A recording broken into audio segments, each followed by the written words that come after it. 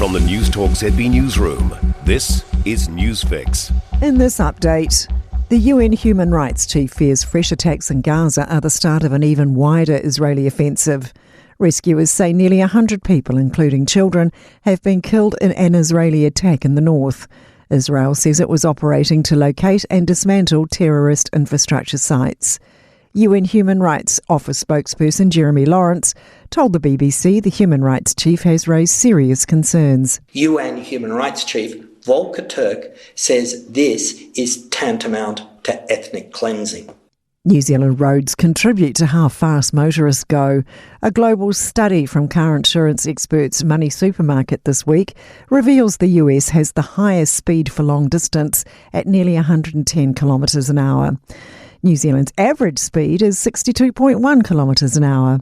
AA Road Safety spokesperson Dylan Thompson says we have different roads compared to the US. Poor management now ranks alongside low pay as the leading cause for resignations.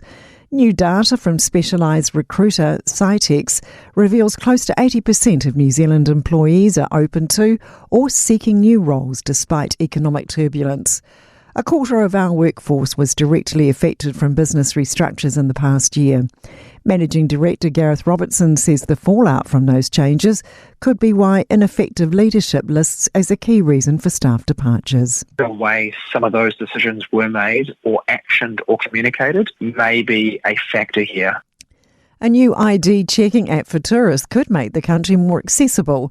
The government's released NZ Verify, allowing visitors to hold verified mobile versions of their driver's licences.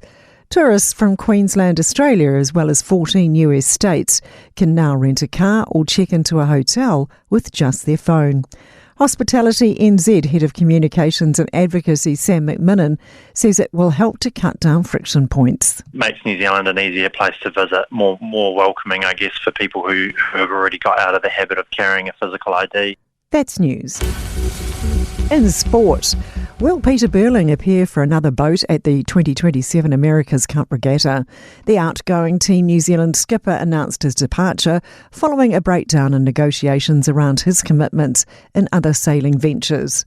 The protocol for the next America's Cup in Naples has yet to be released, which outlines rules around the number of non-nationals that can be recruited. Burling says while his future in the Cup remains hypothetical, he's had rival teams reach out to him. I mean, the phones definitely started ringing as soon as the news broke that I was no longer going to be part of Team New Zealand. The sailing community is incredibly small, so everyone knows everyone incredibly well. Never say never. Yeah, definitely opened opportunities.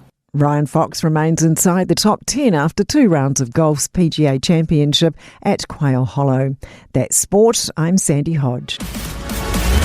For more news, listen to Newstalk ZB live on iHeartRadio.